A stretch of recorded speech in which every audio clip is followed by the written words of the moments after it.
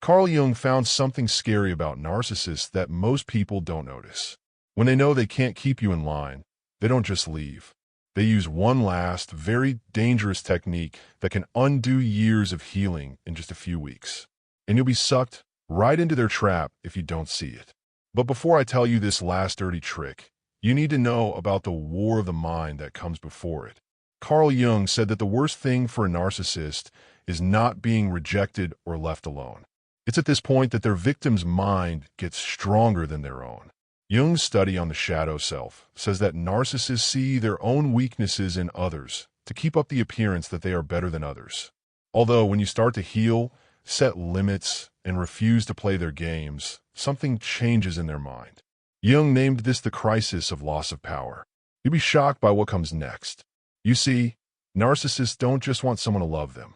It's because they want to control someone and get energy from them. Carl Jung found that these people live from what he called the inflated ego, a mental state in which they feel like they have to show their dominance all the time to avoid facing their own inner emptiness. You were great for them when you were weak, confused, or trying to get their approval. You gave them emotional support and made them feel good about themselves. But when you stop trying to get their support and start trusting your own gut, you become a threat to their whole identity. Then they pull out the gun Jung told us not to trust. Carl Jung said that narcissists will use a method called psychological projection warfare. These people don't just gaslight you or play the victim when they feel like they're losing power. They start what Jung called the last assault on your individuation process. That is very dangerous. As you can see, they start by going after your increased strength. Do you remember how they used to point out your flaws? Now, they completely changed the story.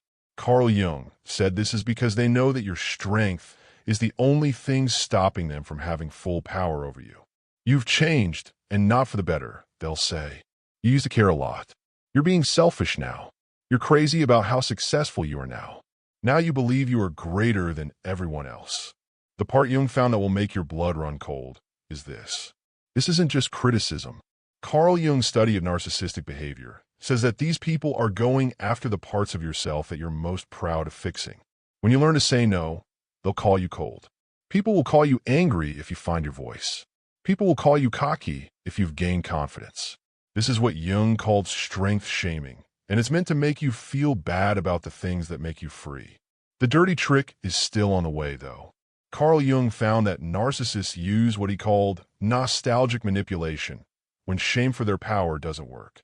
They start to think about the braver you, the easier to control version of yourself. Do you remember how funny my jokes used to be?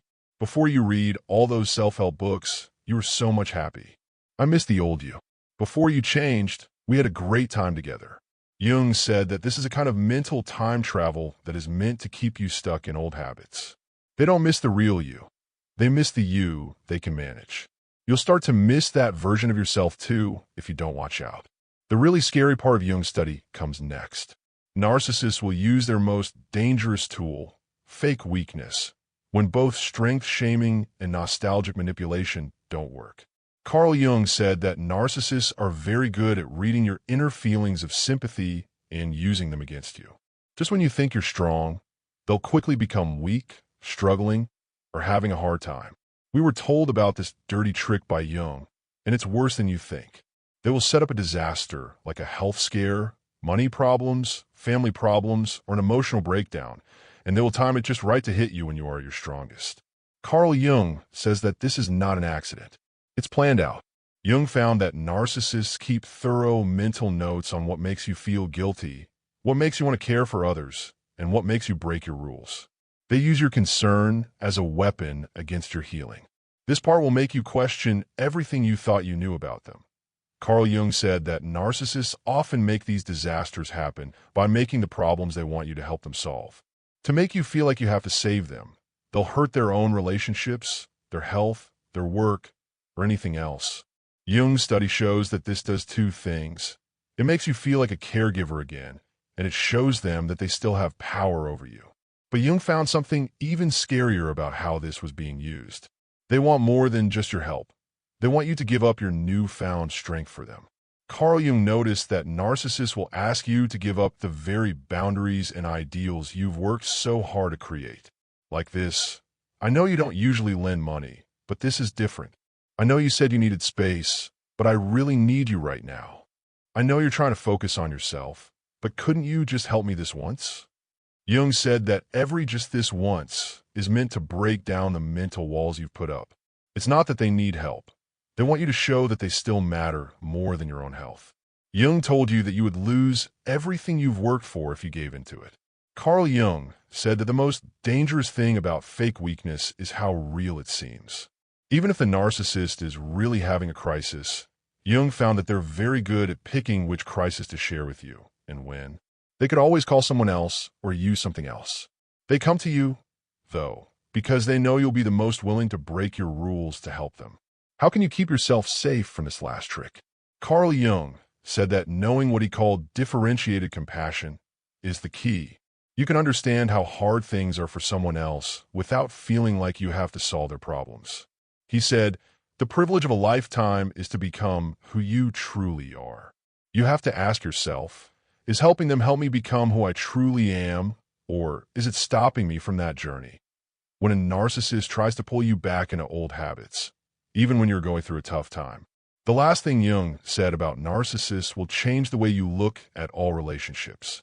He learned that narcissists are afraid of your strength because it makes them think of the growth potential they've given up in favor of control and trickery. If you don't shrink to make them feel better, you're not just setting a limit. You're showing them what's possible when someone puts authenticity over approval. That's why they'll do everything they can to bring you down. But here's what Jung wants you to remember. When you refuse to give in to their trickery and stand your ground, even when they create a crisis, you're not just keeping yourself safe. You're showing that they never really had power over you. Jung said that being strong doesn't mean you can't be manipulated. It's about naming it, recognizing it, and picking your true self anyway. To them, the fact that they want to control you so badly shows how strong you've already become. The last dirty trick of a narcissist only works if you forget who you are. But when you see it for what it is, a last-ditch effort to regain control, you understand that their need to control you is proof of your freedom. Carl Jung found that you really start living when you stop being able to control yourself. And no fake disaster, no matter how real it seems, is worth giving up that freedom for. Thank you so much for following me on this journey. If you learned something from today's talk, please subscribe to the channel and share this video with someone who could also use it.